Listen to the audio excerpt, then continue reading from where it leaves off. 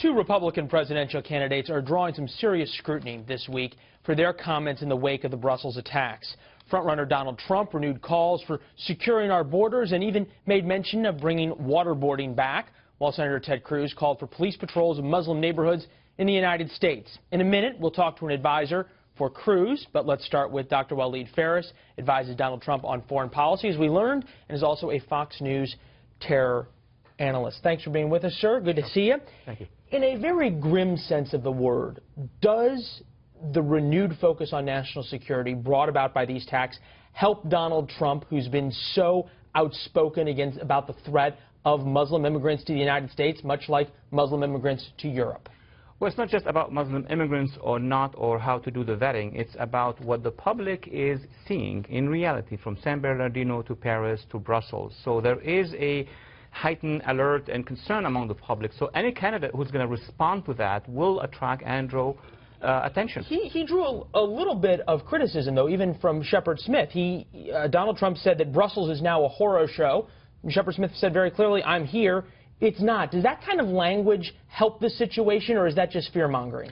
There is a difference between the narrative of a professional journalist on the ground and a political candidate. Let me give you an example. Fair enough. When Secretary Clinton, who had 3 decades of experience, I mean, from the White House to the Congress and, of course, to the State Department, when she's confronted with a question about being very specific, she's very cautious. She's not going to outline who's going to attack Mosul and from where. President Obama, when he won the elections back in Chicago, he made statements very abstract. So presidential candidates are not supposed to give a lot of details about what direction and in which direction. Of course, you can argue with the narrative. That's very legitimate. All right. One thing that's drawn a lot of question about Donald Trump is really where he stands on foreign policy. I wanted to pull out a couple of quotes and see if you can help us understand. To the Washington Post editorial board, Trump asked basically, in a sense, why are we always the ones leading?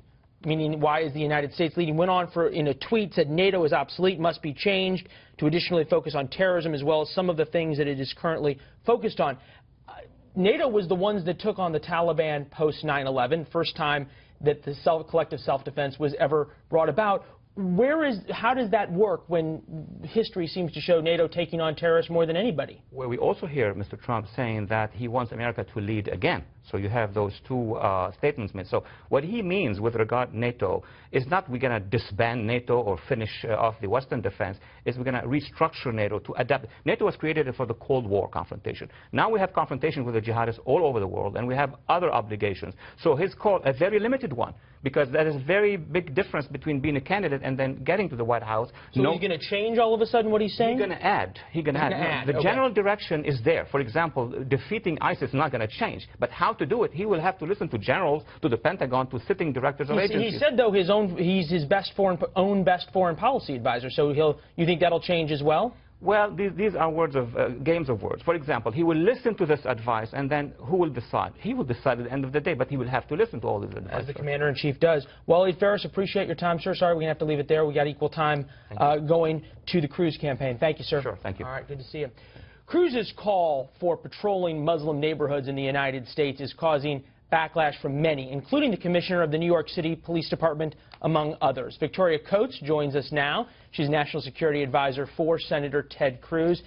Victoria, appreciate you being here. Let's start with that issue in terms of Senator Cruz's call for these patrols in Muslim neighborhoods. There's been a lot of police commissioners, from those in Detroit, big Muslim population, to those in other cities saying, hey, look, this is actually going to break down the barriers that we already have broken down. It's just going to build them back up.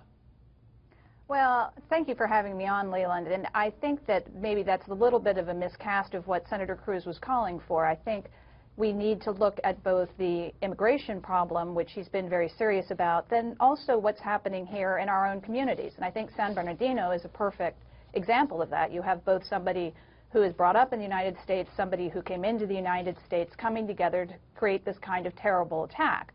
So all Senator Cruz is saying is not just to focus on the migrant problem. We don't have to turn into Europe. And that just as you would in any other kind of potentially troubling neighborhood, an increased law enforcement presence is just common sense. Right. What do you say to the police officers and the police departments that say, hey, look, we already have an increased law enforcement presence. That's why we have great relationship with the Muslim neighborhoods that we have in our cities, and this kind of talk doesn't really help that. Is there an argument there? Is this kind of polarizing talk hurt things or help things, you think? Oh, no, I think ultimately it helps things because absolutely we want to partner with our friends in the Muslim community who are also fellow Americans who don't want to be victims of terrorism either. And I think what you saw in New York with what Mayor de Blasio has canceled is absolutely the wrong approach. And he came out to attack Ted Cruz over this. It's ridiculous. We just want to get back to the policies that were being developed in New York that have helped make America safe and to not let what happened in Brussels happen here. Certainly an argument. Obviously, Mayor de Blasio and the police commissioner in New York were not the only ones who criticized Senator Cruz. So did President Obama. Take a listen. Mm-hmm. As far as the notion of having surveillance of neighborhoods where Muslims are present, I just left a country that engages in that kind of neighborhood surveillance, which, by the way, the father of Senator Cruz escaped for America, the land of the free. President Obama speaking just after he had left Cuba. You might remember also, Victoria, that President Obama went after Senator Cruz in his talk about carpet bombing ISIS, saying that all this does is embolden and help ISIS. That's all this rhetoric does. I'll give you the last 30 seconds to respond. Thank you. Well, it's certainly rich that our tangoing, baseball-watching president would take to the microphone in a foreign country to criticize a fellow American, and particularly over the Cuba issue. All Senator Cruz is trying to do is keep America safe from the threat that the president won't even name, which is radical Islamic terrorism. All right, Victoria, appreciate you leaving it there. I think those with the stopwatch will find out we gave pretty much equal time, hopefully down to the second. Victoria Coates with the Cruz campaign. Thank you, ma'am. Thank you, Leland. All right.